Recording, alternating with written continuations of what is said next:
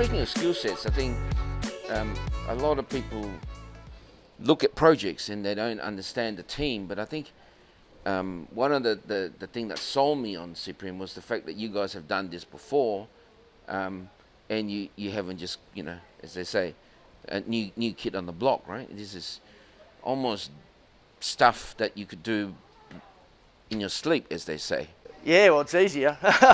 Again, I don't think it's understood that the previous job we did in eastern Indonesia was on a remote island, sea access only, mountainous terrain and monsoonal rain.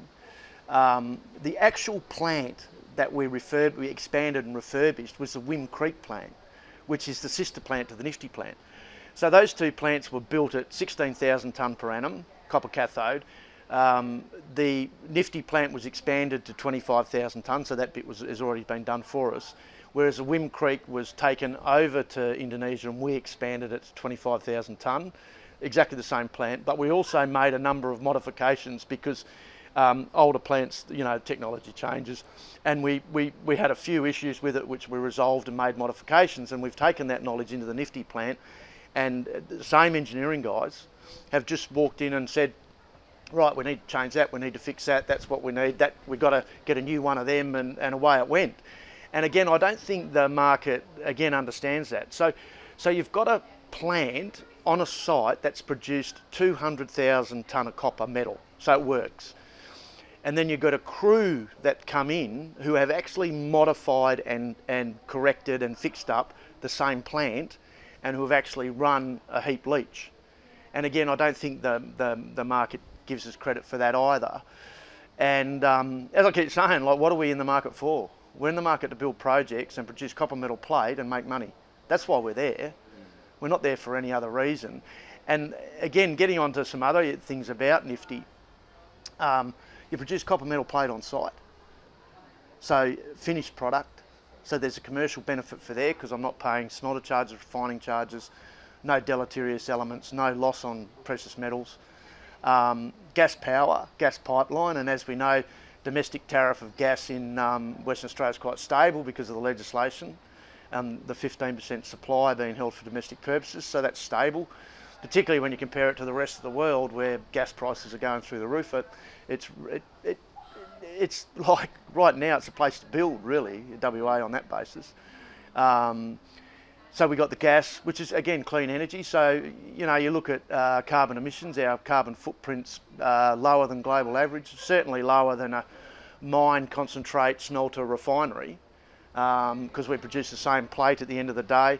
And our marketplace for cathodes very, very different. Like the marketplace is much broader because you take your copper cathode, you put it into a electric blast arc furnace, and you can manufacture rod, you can manufacture copper tube like for plumbing and air conditioning, or you can manufacture electric cable.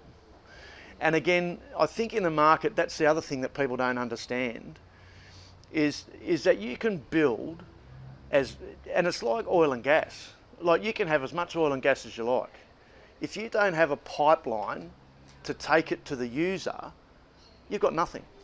And here we are, we talk about PV power, wind power, batteries and all those sorts of things. And like the Pilbara in WA, like perfect place for a PV plant, squillion megawatts, whatever you build. How do you get it to Perth? You need a pipe. Yeah. And the pipe is called copper cable because the electrons go down the copper cable and it delivers it to the marketplace, which is here, or the manufacturing plant, or to wherever it's going to go. You need copper. And we look at the development in Tasmania where they're going to run that undersea cable into Victoria. That's copper. And I don't think the markets realise that. Is that you can build all those things as much as you like, but if you can't run a cable into the area where it's used, that's not going to happen. This is the battle of precious metals against non-precious metals, where the value of precious metals is the word precious, whereas the non-precious metal, things like copper, there's a function, the utility for it. Right? I think in every business, the utility used tend to go much further than the actual precious value of the commodity. And I think that's the battle people forget, right? It's that, just like the lithium story, right? I mean, lithium's fantastic. Yeah, you're great, and there's going to be a big shortage. The whole story goes, but lithium doesn't exist by itself, right? Everybody else, the more you build more of this, you need more of this, right?